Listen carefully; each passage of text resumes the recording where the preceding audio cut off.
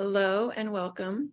Thank you for joining us for today's live online webinar and book launch, What Can You Make with Adobe After Effects with Ben Goldsmith, author and Adobe certified instructor behind our newly released publication, Adobe After Effects, a complete course and compendium of features. We're going to be getting started in just a minute to give participants some time to enter. In the meantime, please feel free to share with us in the chat your name and where you're joining us from.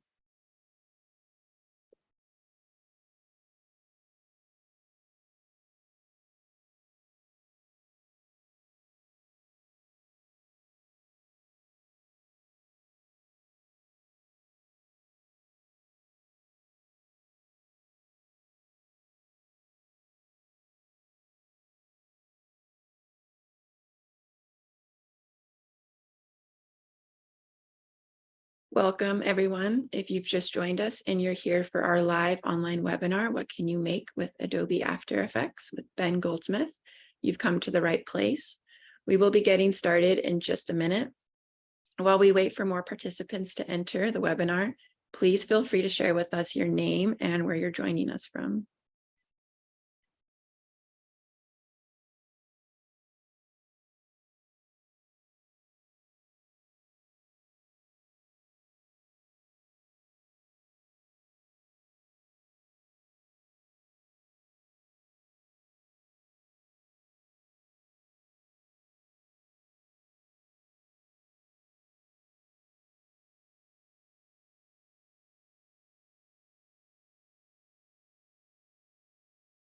So as of right now, it looks like we're represented by the US, Canada, and the UK.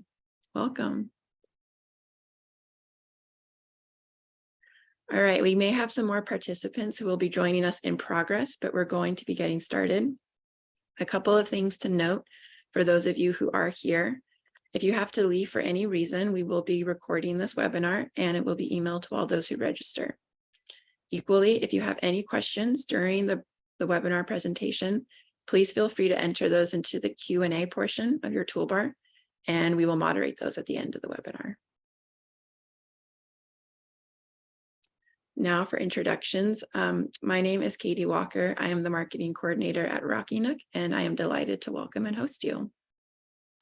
For those of you who are unfamiliar to Rocky Nook, we are a small independent publisher local to the Bay Area in California. Rocky Nook was founded in 2006 with the main intention of publishing books that would help all level photographers improve their skills to capture those moments that matter. Recently, we have taken our passion for creativity and of making finely crafted books and started applying it to other artistic and creative endeavors, namely publishing books on drawing, painting, graphic design, crafts, and much more. We are delighted to welcome Ben Goldsmith as we promote and celebrate his new book, Adobe After Effects, a complete course and compendium of features. If you have yet to purchase Ben's book, you can do so online at our store, rockynook.com, and you can use a coupon to save 40% off the print book, ebook, and/or the bundle. That coupon code is BEN40. We ask that if you buy and use Ben's book, that you leave him a review, as this helps us as the publisher, but namely helps Ben as the instructor and the author. And now to welcome Ben Goldsmith. Ben tells stories and shares ideas through editing videos and designing motion graphics. After receiving his BA at Hampshire College in digital media production, Ben developed and created immersive media experiences for historic and scientific museums nationwide, including the Franklin D. Roosevelt Presidential Library and Museum and the Boston Museum of Science. He then schlepped over to Seattle, where he now lives today with his wife, Dylan. Ben produces videos for Sparkswork Media, where he creates content for Amazon, Alaska Airlines, and other local businesses. Ben is an Adobe certified instructor teaching motion design at Luminous Works, the School of Visual Concepts, and Seattle University. When he's not churning out the good stuff, you might find him foldering, brewing ales, or playing ABBA songs on the piano. Please join me in welcoming Ben Goldsmith. Hello, thanks, Katie. Thanks, Rocky Nook. Thanks, everyone, for hopping on. I'm excited to talk about After Effects with you all. So let me share my screen and we'll hop into it. Hopefully everyone can hear me all right, and we'll see if we can see my screen all right, and if I do everything I'm supposed to be doing.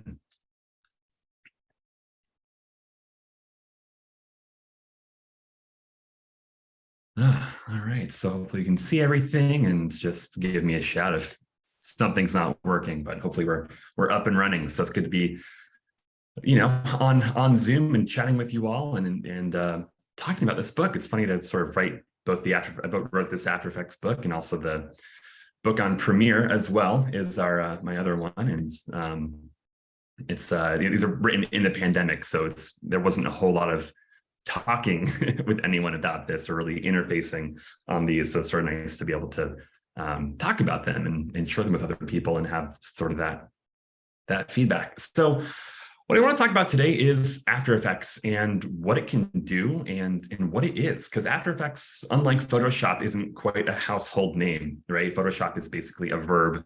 Now you say Photoshop, that, everyone kind of knows what Photoshop is. After Effects, in certain circles and communities, it certainly is, but in other ones, it's not as well known. So I kind of want to show you what the software is and what you can make with it. And then from there, I can kind of go into the book, delve into a few more details about it. And if we have time, I can also show you the actual lessons that will be made with the book, and maybe even go over a few pointers on how we actually get started in After Effects, because the hardest part is just cracking open the software and getting used to it. So maybe I can just do a quick primer on that. So one of the things I love about After Effects is that it really, I think, nicely hits that balance between ease and power. And that's really the, I think, dichotomy in professional software, is how easy and intuitive is it versus how much can it do?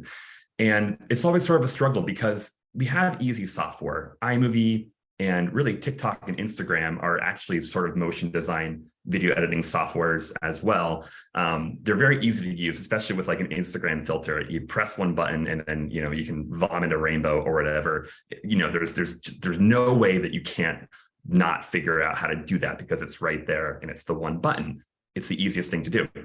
Now, what you sacrifice when you have that ease is anything with customization. Like, what if instead of a rainbow, you want it to be like kittens or whatever, and maybe there's no button to make kittens explode out of your eyeballs, so you don't have that feature. So that's where the ease is a sacrifice, because you can't customize it and do what you want.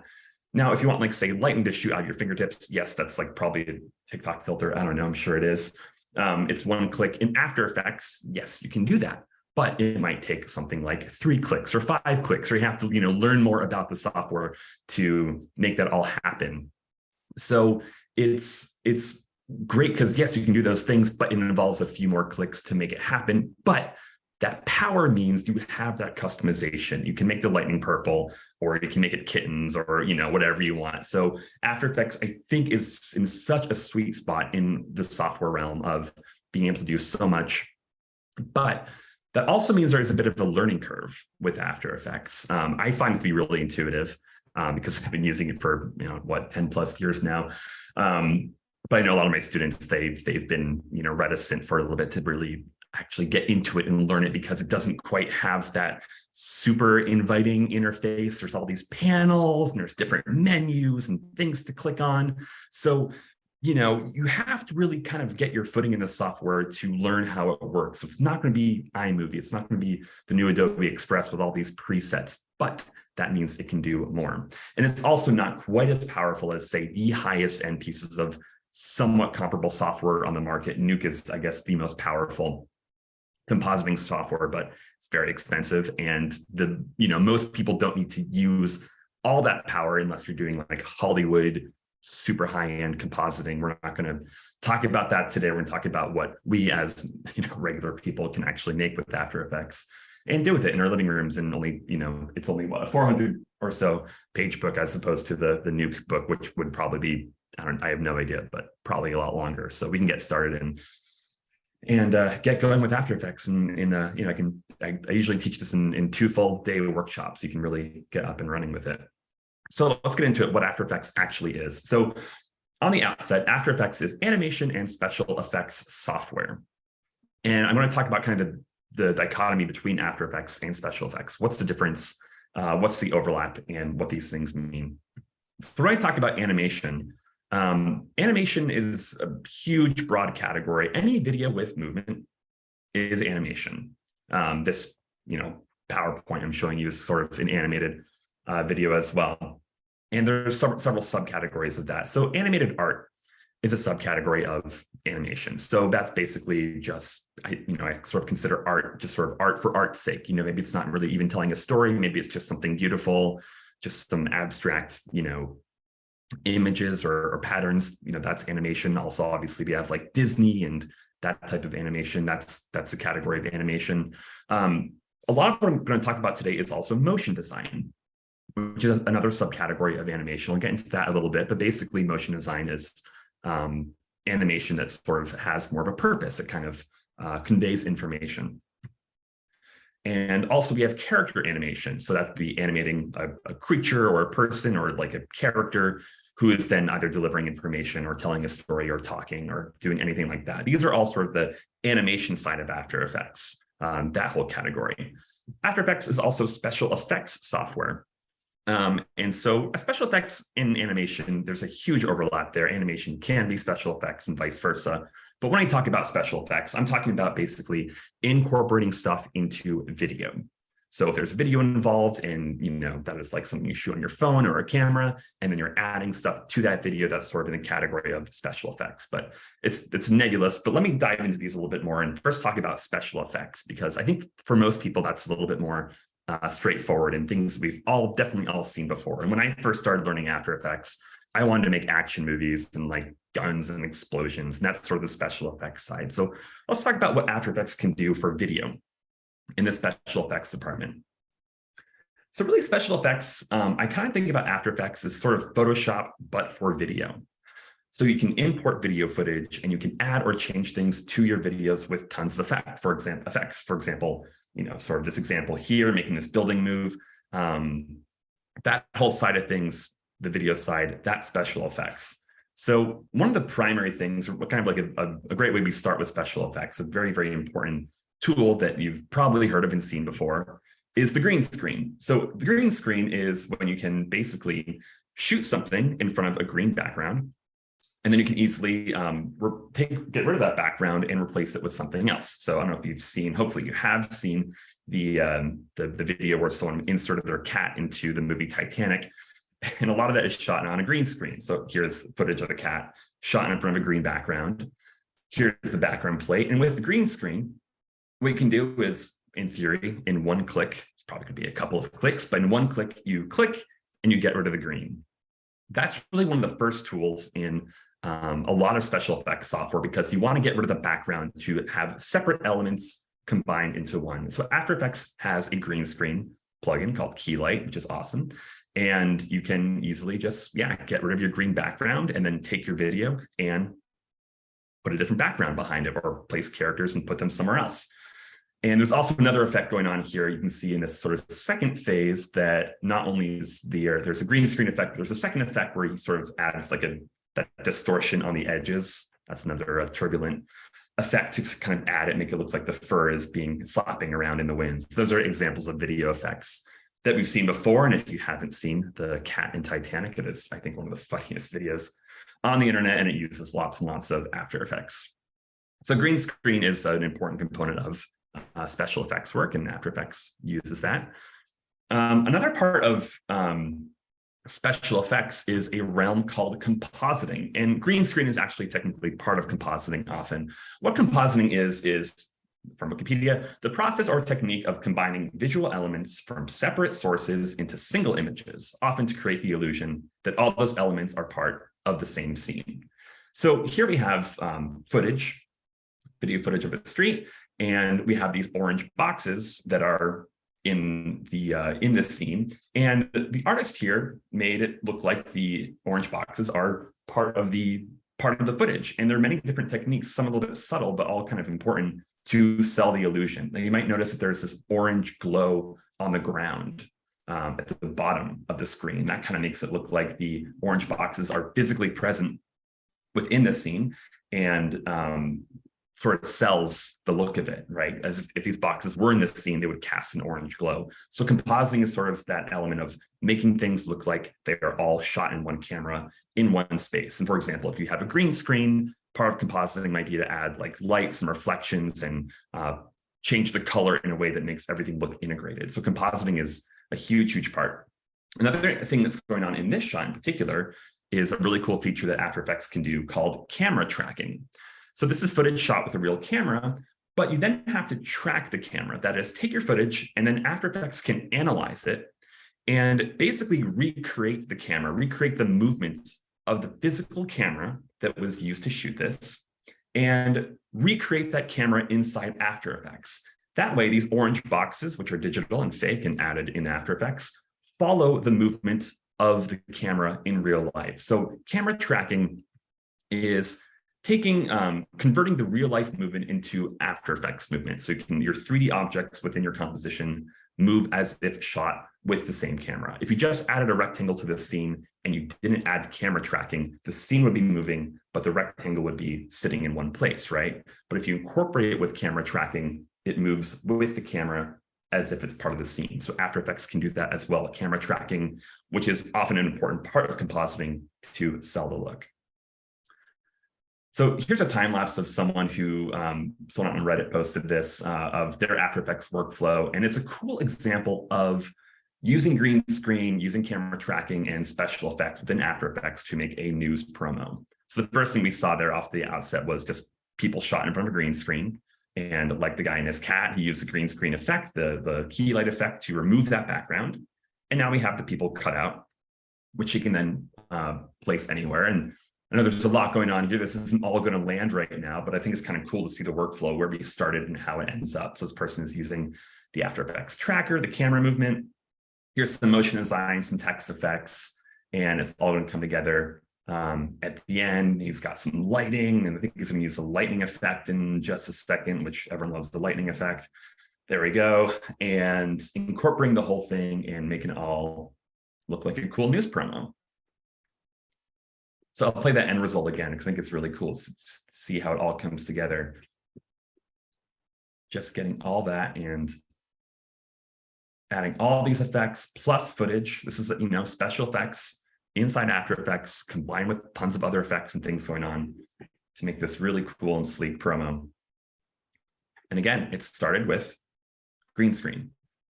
So again, you shoot in front of the green screen so you can cut out that background, and then you can use all kinds of effects to integrate footage into other things. So that's special effects. That's sort of the special effects side of After Effects. But a lot of people, especially coming from the design background, maybe they might sort of skip all these features altogether. This is definitely a subset of After Effects users. This is their thing. This is what they're trying to do. Other people, you can sort of skip this and really focus more on the animation and motion graphics side. That's fine. The software does it all. Sort of different elements for different users. So the animation side of things, let's delve into that a little bit more. So here's a great little example of a 2020 dumpster fire.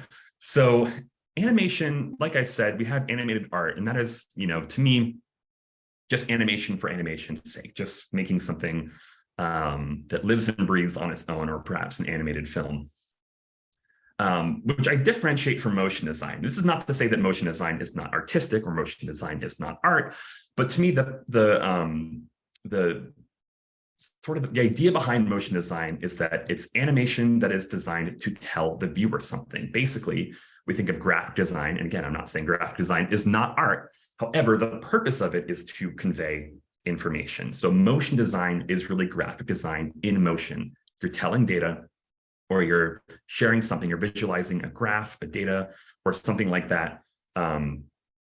And in After Effects, we can add motion animation to graphic design to animate what we're saying to make it all happen. Often motion design utilizes text. After Effects has many, many powerful text tools to animate text.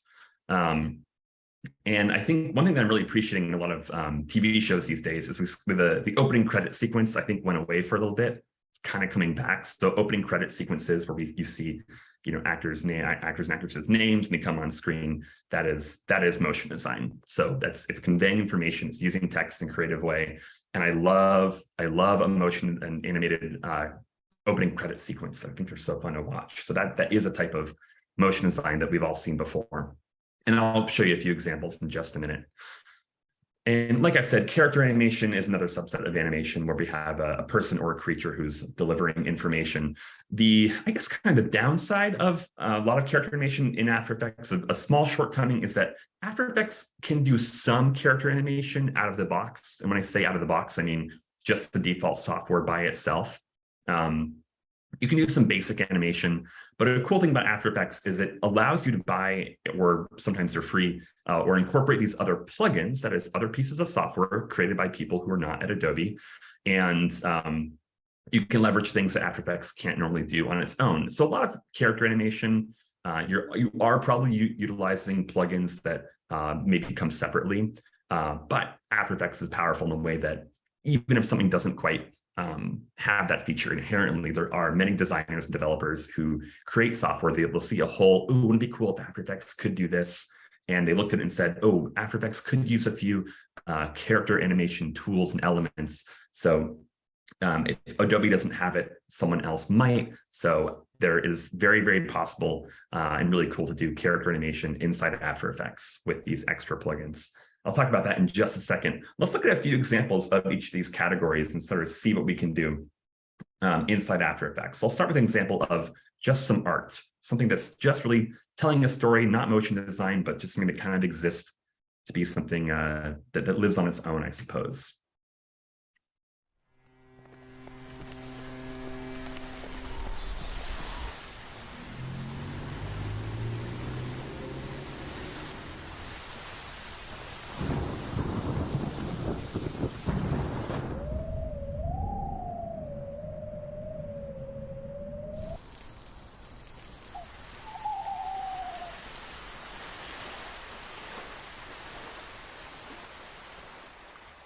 I thought this is a great example of animation or animated art. It's not motion design. There's no text on screen. There's no data being told.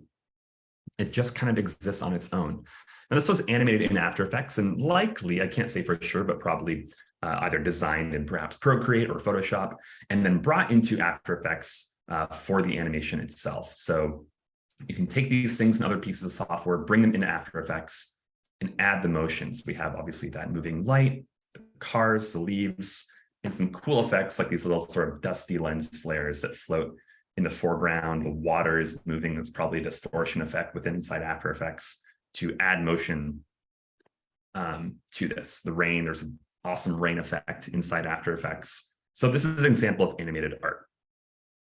And next, I want to talk about motion design. And this next video is a great example of motion design because this is motion design that tells a story, or rather conveys information.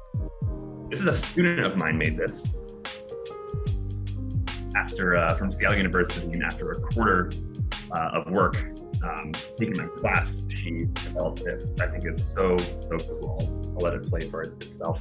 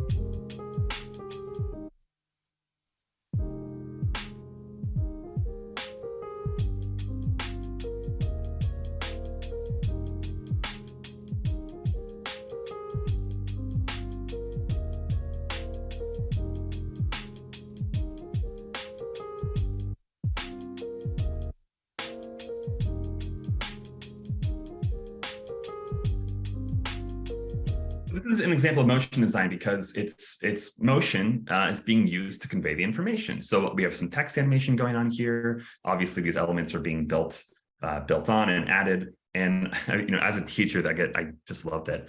I was able to show someone After Effects, and she ran with it and made this awesome thing. So these are elements designed in Adobe Illustrator that are then brought into After Effects and animated. And I think it's so cool because it conveys information. You're learning about architecture, and everything's built on it in its own way, and it's just so cool. So very proud of this one.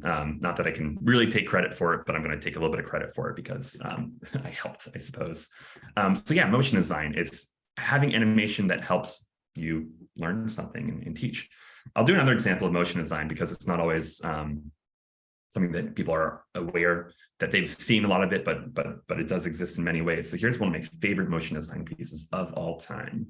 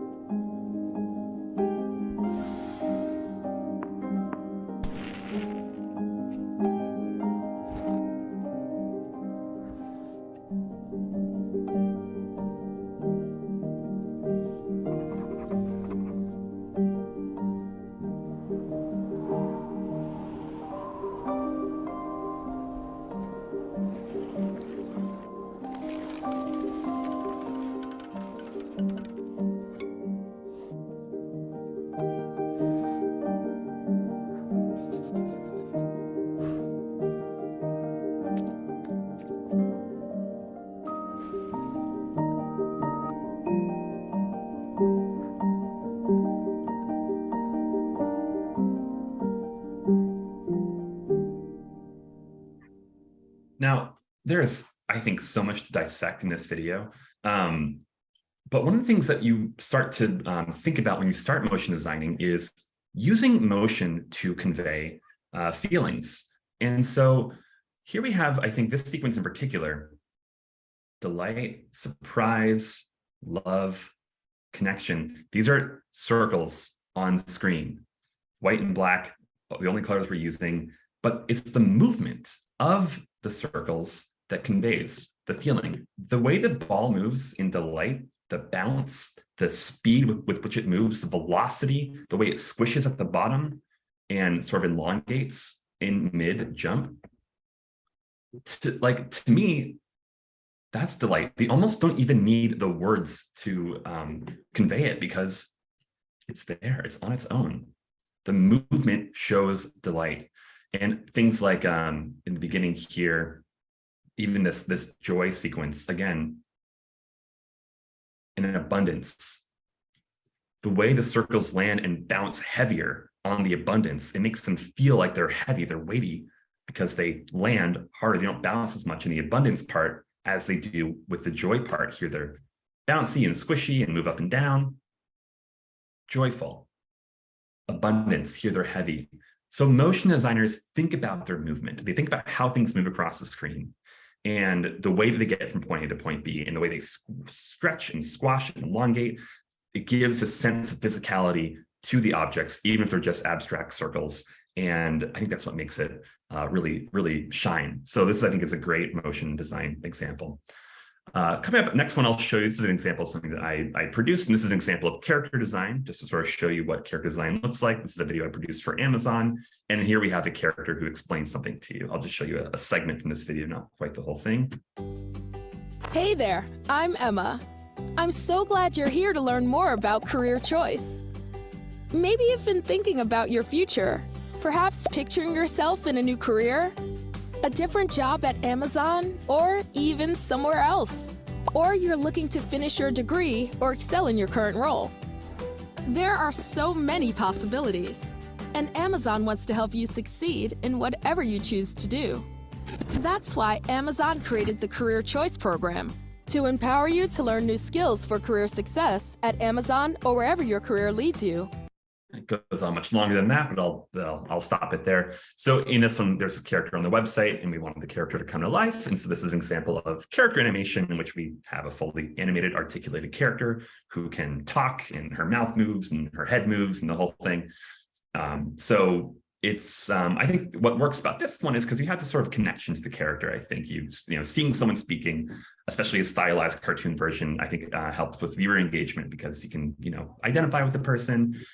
And they kind of walk you through it. So this is a really fun one to make, and it did involve several plugins that didn't come with After Effects, but at the end of the day, it was made with After Effects and a little bit of Illustrator, I think, just to do the design. So yeah, that was a fun one to make. So yeah, so now I'll go into After Effects and get into a little bit more of the minutiae of what After Effects can do and the things you can make with it. One of the things I love about After Effects is that it beautifully integrates with Adobe Premiere. So if you're working in Adobe Premiere, what you can do is you can take a clip. This is my picture of my dog who's in the room with me. And you can click Replace with After Effects Composition. It brings a clip into After Effects. You can then add After Effects effects that maybe aren't available inside Premiere, or animate it, or do some After Effects stuff that you can't otherwise do within Premiere. And then you go back to Premiere, and it's dynamically linked, meaning that any change you make within After Effects can automatically be brought into Premiere with a few clicks, and you don't have to really export or bounce back and forth. It's a seamless integration between the two pieces of software. So I use Premiere and After Effects together. I'm an editor/motion designer. So being able just to like take a shot, send it into After Effects, work with it, and then it's automatically inside Premiere is such a fantastic workflow thing. So that's the dynamic linking attribute that I love. As I mentioned, it also really well, perfectly works within Illustrator and Photoshop. This is not my work. This is someone who kind of does a time lapse of their workflow. They're designing inside Illustrator. And you'll notice on the right-hand side here, they're working with layers. They have many different layers inside Illustrator, and in Photoshop, it's the same way.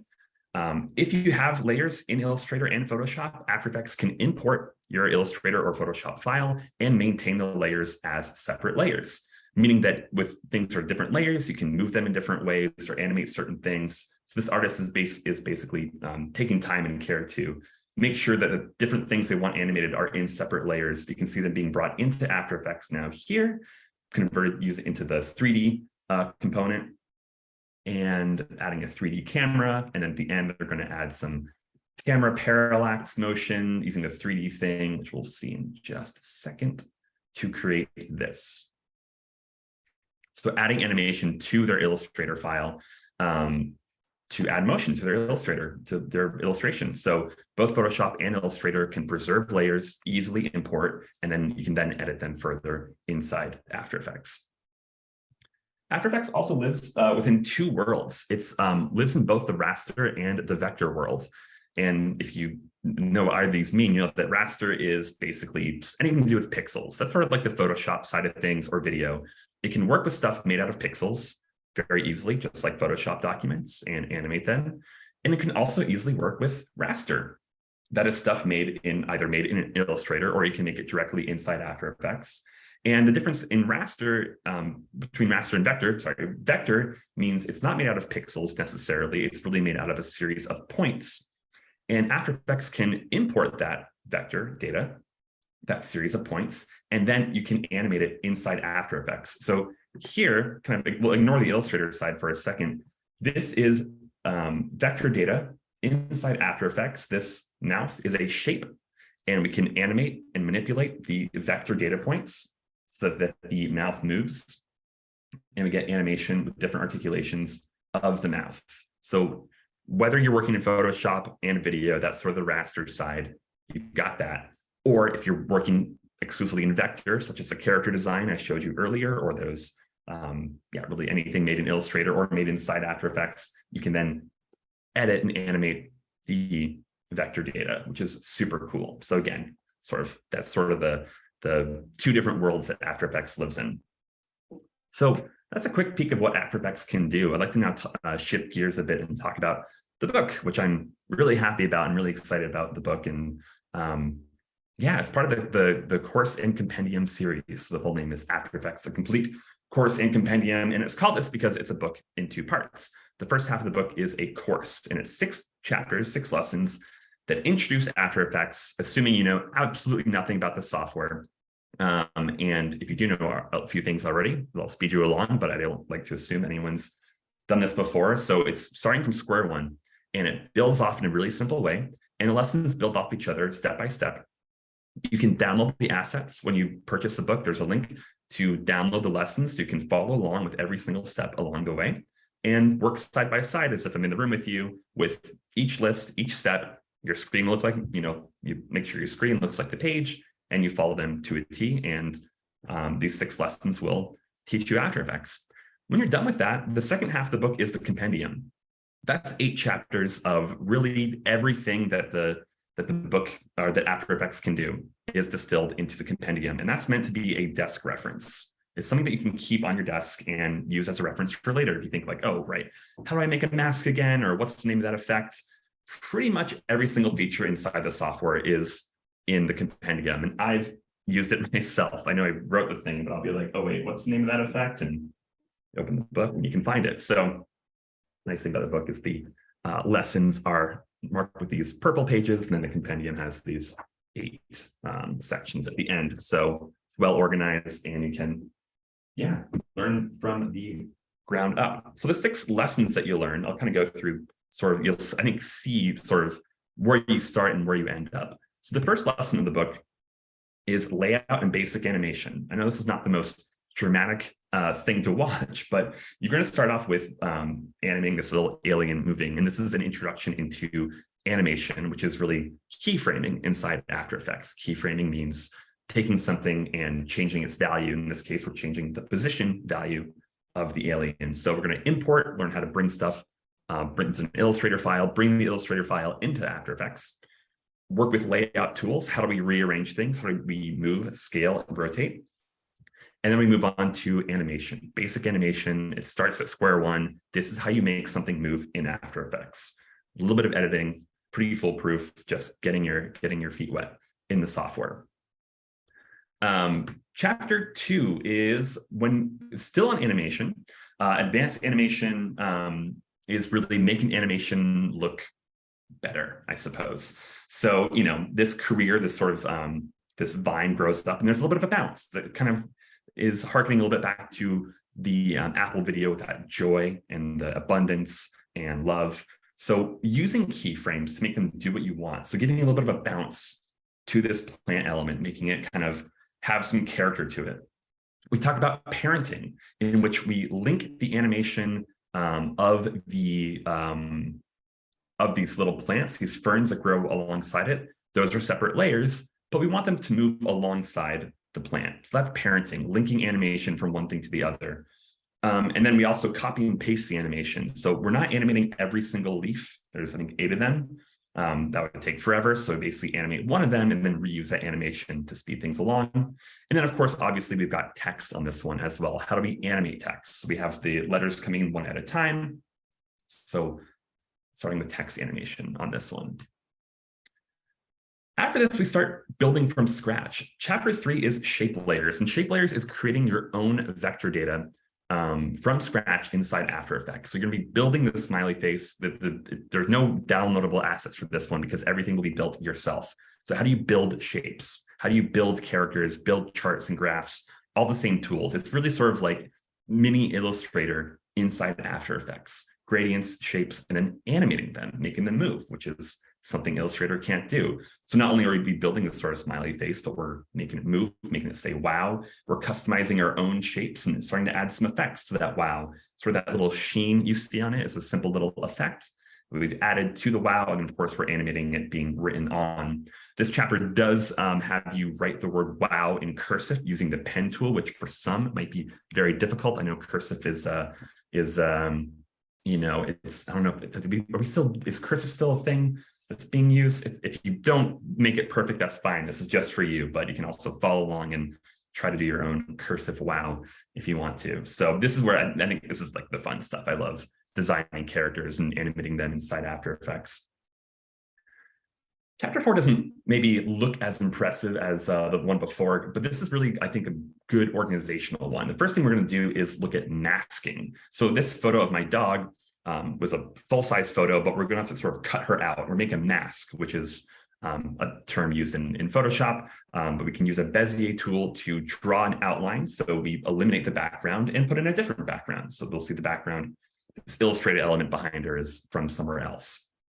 And in addition to mask, we also have something called mats. So all the animation we see is confined within the video, the screen area. And a mat, I think in Illustrator, you call it a clipping mask, basically taking animation and saying, I can only want to see this animation inside this area. It's great for computer screens. Let's say you have a computer mouse and you're animating it on, but you only want to see the computer mouse inside the confines of the screen. That's the idea of a mat. We also talk about pre-composing, which I'm not going to get into what that is, but it's an extremely important tool inside After Effects where you can organize layers and sort of collapse multiple things into one layer. So you can take 3 different elements and apply one effect to 3 layers by pre-composing, essentially turning 3 layers into 1 layer. So that's chapter 4. And after chapter 4, I say you're sort of done with the basics of After Effects. If you want to just get started, you really only need chapters 1 through 4. Because those are the essentials that every After Effects user needs to know: keyframes, finessing, the graph editor, masking, mats, and shape layers. But I then go further because why not? Sorry, being visited by my other pet who's also in the room with me, so let's say hello. So chapter 5 moves on to the 3D stuff, which is sort of optional, but I think a pretty cool tool. So kind of like we saw in that one Illustrator example, the 3D tool can 3Dify things inside After Effects and add more complex animation. And here we kind of see that parallax. It gives you that sense of depth because foreground objects move more than background objects. So that's what the 3D tool does. We go into a little bit of character animation, and this is, of course, character animation only using the tools within After Effects. So I'm not going to make you buy or install a plugin extra for this one. This is just what can you do in After Effects. We can see his arm is moving using something called the puppet tool. And then we get into something called expressions, which is either your favorite or least favorite part of After Effects, depending on your predisposition to using a little bit of code. But I'm not a programmer, but After Effects has a built-in coding tool inside it where you can basically link any parameter to any other parameter. What I wanted to do was have the glow of the fire match the glow on the guy's face. So you see, as the fire gets brighter, the glow on his face also gets brighter. I'm linking 2 parameters that aren't normally linked. It's a transparency of one layer to the intensity of another effect. Expressions allow you to link these things, saying, okay, I'm only going to animate the fire, but it's going to drive the power of a separate effect. So expressions let you kind of take any kind of crazy disparate ideas. Maybe it's like the scale of one object will change the redness of another object or something like that, right? You can really crack it open and learn expressions. Or it's also at the end of the chapter. So if you look at it and you're like, nope, not for me, that's fine. You can totally skip it. It's great to learn expressions. And chapter 8 of the compendium is all about expressions. But I understand sometimes the artistic designers, they're not always, I don't know, they see code and they totally shut off. But it's really cool once you get into it. That's chapter 5. And I think I was originally going to only do 5 chapters. And then I finished it and I thought, well, I'm not really doing the service to the special effects people. Oh, sorry, one more thing to show you. This is kind of what's happening with a 3D effect from a different angle. I have these different Illustrator layers and we physically move them in 3D space and add a camera inside After Effects. That's what we're doing. It's sort of mimicking old school cells. Disney used to do a similar effect where different images are placed with different layers and they move a camera through it. That's the 3D side of After Effects. But chapter 6 is sort of the special effects side, just to make sure that people who are into that thing can have the tools that they need. This is called motion tracking and compositing. So here's footage of my dog. Once again, hope you think my dog is cute because she's all over this book. So this gets more into footage and there's some tracking involved because what this footage actually looks like is the one on the upper left. It comes in looking like this. The screen you see is completely fake and it's added inside After Effects. So step 1 is tracking. That is, we have to follow the movement of the cell phone, which is a little bit random and a little bit wild. So we kind of take that motion from the phone and convert those into keyframes that After Effects can then use. And then we have to composite that is basically, again, realistically integrate the shot of my dog and make that follow the motion of the phone. And then you'll notice as you go through, a few things start to look weird and like, wait, why does the finger look realistic? The finger goes underneath the image at first. We have to do a few other things to kind of correct the footage and make it look realistic. So that goes into the realistic compositing, taking something and then trying to make it seem real, make it seem integrated. There are more steps that are involved than you might think. So that's sort of the motion, the special effects side of it. And if that's not your thing, you can totally skip this chapter, maybe come back to it when you want to. But I didn't want to leave these special effects people high and dry. So that's what this one is all about, more with the footage. So those are the 6 chapters that we have going on. And I know we are at quarter till. It's probably a good stopping point, but I guess I can show you quickly sort of what these chapters are going to look like. So this is the After Effects interface. And I can really quickly show you that in After Effects, once you import things, I know they might look a little scary. There's a whole lot of different buttons and things going on, but I really think of After Effects as like Photoshop for video. And if you're in the Adobe world, it's not as hard as you might think to make the transition over and move things around. For example, if you want to move something, you click and you move it around. If you want to scale it, you click and you drag and you scale it bigger. It's sort of this intuitive ecosystem that kind of all works with each other. And of course, I'm getting a red spinning ball right when I'm presenting, but no, here we go. So I'll just, I think I have a few minutes to just very quickly show you all After Effects really is, and sort of the scariest thing, but the one thing to learn is that if you want to change something, if you want to animate something, the idea behind that is called a keyframe. So every element inside After Effects, every visual element has these transform controls: position, scale, rotation. So you can open up this little triangle inside the timeline. And if you want to keyframe something that is animated, you're changing it over time. And you'll find the stopwatch next to the parameter. So if I want to animate the position, I'll enable animation for the stopwatch for position. I click the stopwatch, and now keyframing is enabled for that parameter. And all I have to do is go to a different time, change the parameter. And with 2 different keyframes, After Effects will automatically animate between those 2 different things. So I have animation enabled for position, and I've set 2 keyframes, one at one time, one at a different time with different values. And and we have motion.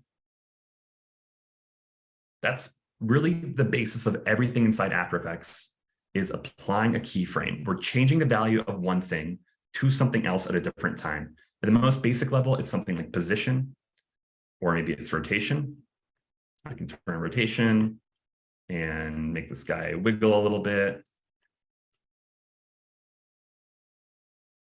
We've got our basic controls like position, rotation. You can also animate things like effects. You can animate anything. Anything can be changed over time. Everything in After Effects is represented by a number. So when you change that number over time, you're animating it, you're keyframing it, and that's the basis. Chapter 1 is, this is the keyframe. This is where everything else builds off of. Once you get the interface, you learn how to import, you learn where the keyframes live, you learn how to turn them off, turn them on, change them, manipulate them, make them go faster or slower. Everything else builds off that. So that really is After Effects in a nutshell. Importing, animating, and well, then the other 400 pages of the compendium, but everything builds in sort of a logical way. It's all the keyframe. Everything comes from a keyframe when it comes to motion, and everything else builds off that. So the book takes you through a really logical, step-by-step way of introducing an unfamiliar concept and going through to the end until you start making the more advanced ones, like this campfire one here. Here's the whole thing, and we've got the this one here. You'll learn it all. So I think that's a pretty good stopping point. Katie, I think that's probably the time that I have to share that with you, and I'd love to then answer some questions and hear what you all want to ask me. So thanks. Thank you so much, Ben. it's really incredible seeing an author in their wheelhouse, and you churned out some real good stuff. Thank you very much. Audience, we hope you found that really helpful and instructive. We do have some questions in the Q&A that we will get to, and if you have anything, please enter that now. We'll answer those live, but I want to ask about your background and storytelling and why you chose motion graphics as your vehicle. Yeah, totally. Like I said, in college, I took a 3D animation course, and I kind of realized that I wanted to do screenwriting. Then I realized I was like, oh, I'm pretty good at computer stuff, so maybe I'll kind of keep that going. My focus was really on special effects, and my first movie I made with After Effects was a dumb action movie with like guns and heads being blown off. And I found these tutorials online that was like very much like, here's how to make your head explode in After Effects. And like that was the whole thing. I was like, great, this is going to be what I do. I didn't even know what motion design was, but the excitement of the like action movie whole thing brought me into After Effects. And I was able to put After Effects on my resume, and the first job I got out of college was working for a place called Monadnock Media, and that was the museum media. And I was like, oh, well, I know After Effects. Please hire me. I know how to do explosions, and I can make heads explode and things being blown up. And turns out that wasn't a super viable. Those skills weren't all that great for a career. But having that on my resume, I then got the first job I could, and that turned into motion design, because that was then, what the company specialized in. And, After Effects, it's all the keyframe, right? Like I said, it's not, the skills are transferable. If I'm animating a head flying through the air, or I'm animating text moving through the air, it's kind of the same thing. So I learned what motion design was through that. And then I was like, oh, I guess I can do this. I never really fancied myself a graphic designer. I think people often approach After Effects, either they're a filmmaker and they have that special effects side, they want to up their visual effects game, or they're a graphic designer who wants to add motion to their pieces. So having no idea what motion design was, I kind of fell into it. Now I've leaned into it because there are a lot of people who need motion design. I mean, motion design is everywhere. You don't realize it, but like every online video you watch, videos on Facebook, TikTok, Instagram, they all have text and graphics, and the tools get easier and easier to use. I think in some ways computers get faster and smarter, and so it's ubiquitous, it's everywhere. And so being able to have that skill set and apply them to the professional world. I work mostly in corporate videos now, and there's a high demand, so I stuck with it. There's not a whole lot of money to be made in heads being blown off, but it's fun to do for your own personal projects. But yeah, sort of just doing text and design is it's fun. It's the cool world that I happened to discover. And when you discovered this, did you ever envision you'd be writing a book? Not in the slightest. Definitely it was intimidating to be asked to write the book, but the book came from Steve Leskevich, whose name I hope I'm saying correctly, but he's the founder of Luminous Works, and he's the sort of this book series is his brainchild. So he wrote the book on Photoshop, a complete course in compendium of features, InDesign, CNC. There's also an Illustrator book, and I think a Lightroom book is coming out soon. So no, I never thought I'd be an author in this way, but it was just really fun to do it, because having done the classes and having done them in person, and sort of like being able to anticipate what mistakes someone might make if they're brand new to the software was super helpful. So when these books are basically both the After Effects and Premiere book, they're the courses that I teach in real life. And so I've guinea pigged many people on a lot of these lessons, and I'm able to sort of predict, like, hey, if your screen looks like this, it's because you accidentally did this. Make sure you go this. And it's so hard to do that in a book, because I can't predict what kind of crazy things people are going to do on their end. But I do all that I can to just remember, like, oh, this is a common mistake that you may have made. Make sure you do that and go back here. So there was an easy, I think, transition from that real life teaching experience into the books. Yeah, that's beautiful. That adaptation. You provide a lot of lifelines. Yeah. Awesome. A couple of questions from the audience in the Q&A. Dave Mullen asks, does the book cover pixel sorting? By pixel sorting, I think Dave, can you feel free to clarify this a bit? I think that's sort of if you like take an image and then like make sort of arrange all the pixels in a shot by color or something like that, or sort of algorithmic sorting of pixels. I assume that's what you mean.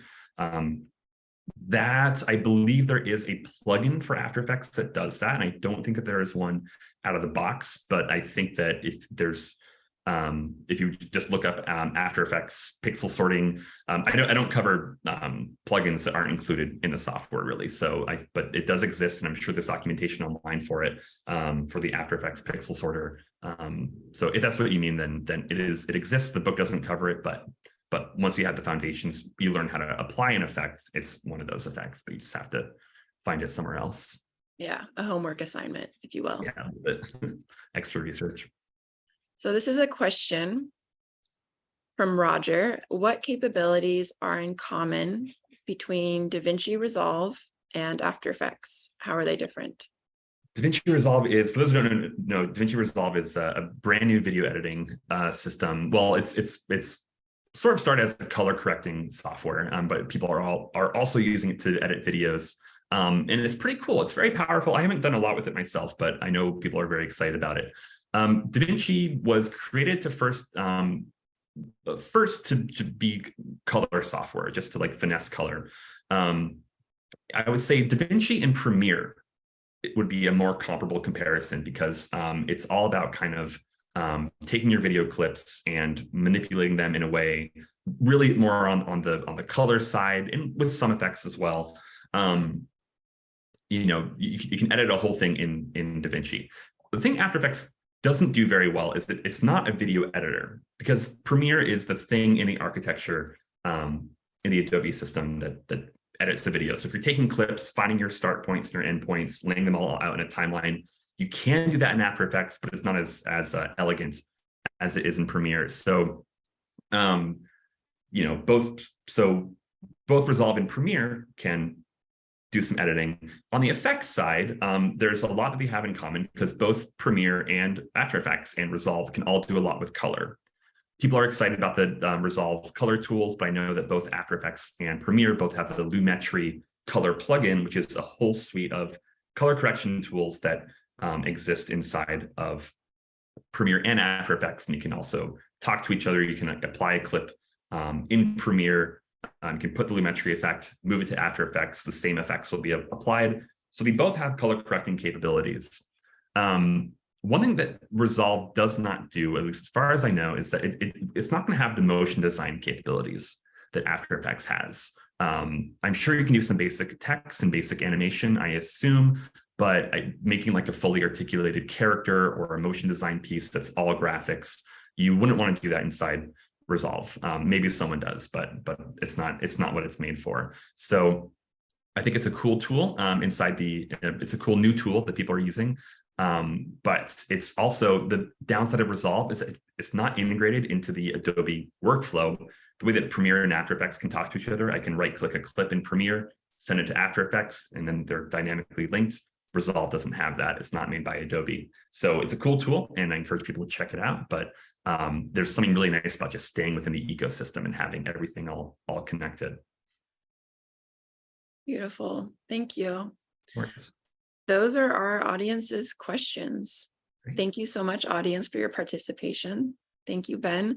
I just want to reiterate that if you haven't bought Ben's book yet, it is available, both of his books, Adobe After Effects, which is what this webinar was all about, and Premiere Pro. You can get Ben's books, too. yes. Twinning. You can get Ben's books with the code Ben40 from rockynook.com. Thank you so much, Ben. Yeah, great. Thank you, Katie. Thanks, Rocky Nook, and thanks everyone for your questions and for participating. It's been a lot of fun. And see you out there in the graphic world. Great. Hope so. All Thanks. right. Take care. You too.